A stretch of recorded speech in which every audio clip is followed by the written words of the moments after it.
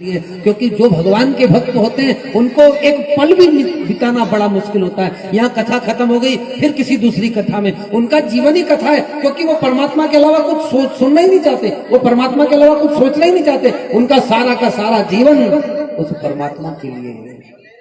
कितने सुंदर सुंदर गाने गाए लोगों ने, अब सुनो उन गानों को सुनो। ओ मुझे एक पल चैन ना आवे, ओ मुझे एक पल चैन ना आवे, ओ कान्हा तेरे बिना, ओ मोहन तेरे बिना, ओ मेरा मन कहीं ना लगे, ओ मोहन तेरे बिना, ओ छलिया तेरे बिना।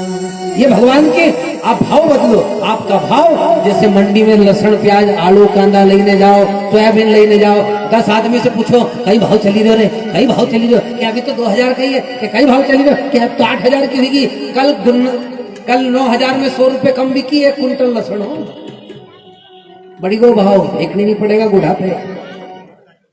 तो जो भाव बढ़ी रही है, बढ़ता भाव में तुम बेचने जाओ नहीं कि नहीं जाओ। जब तुम्हारी फसल को बढ़ते हुए भाव में बेचने जाते हो तो मेरा परमात्मा तुम्हारा भाव नहीं देखेगा कि ये किस भाव से आया है। जिस भाव से तुम वहां जाते हो, अच्छो भाव मिली रहे हमने 2800 गेहूं बिक्री है, जैसे मंडी बेचांगा वहां नहीं तोलना। क्यों नहीं तोलना? वहां गंज भीड़े ने गंज लपटा है, क्यों कि वहां चला वहां 2800 को बिक्री है। जब तुम स्वार्थी इंसान वहां जाकर के 2800 के भाव बेचते हो तो मेरा परमात्मा यहाँ आएगा कि वहां जाएगा जहां लोग भगवान को बुला रहे हैं, सच्ची श्रद्धा से, सच्ची आस्था से, सच्ची लगन से बुला रहे हैं। सोचो जरा, विचार करो। इससे ज्यादा कथा मैं कुछ बात भी नहीं सकता और इससे ज्यादा कुछ कथा मेरे को आती नहीं। बस कथा और केवल एक ही बात है कि आप यहाँ आए हो तो भगवान से प्रीत जोड़ो, भाव बनाओ। आप बाजार में सब्जी खरीदने जाओ तो भाव देखो, कई भाव दी कि 2 रुपए किलो, कि वहां तो 1 रुपया किलो मिली के वहां से ले लो। माल तो देखो वो बासी है ये ताजा है। जब उना बासी ने ताजा माल में तुम्हारे फर्क नहीं सूझ पड़े तो फिर वो एक आदमी गयो तो ओके कही दी थी भैया फल चढ़ाओ, खाली मत आओ। वो गया फल लेने, बासाब था बुजुर्ग,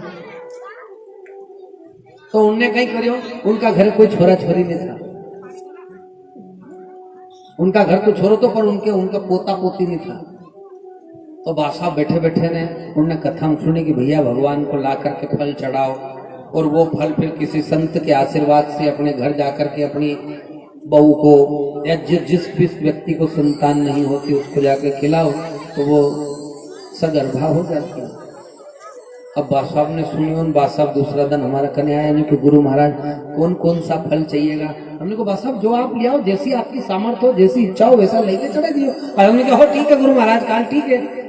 गया भी ठेला वाला की दुकान, भैया केले देना, क्या भाव दिए? उन्होंने कहा ये 15 रुपए किलो, ये 15 रुपए दर्जन, ये 20 रुपए दर्जन। उन्होंने कहा 15 रुपए दर्जन में और 20 रुपए वाले दर्जन में क्या फर्क है? उन्होंने कहा ये लूले पांगले हैं, 2-4 दिन पुराने हो गए। और ये उन्होंने कहा ये बिल्कुल कड़क है, बिल्कुल बढ़िया, 1 नंबर।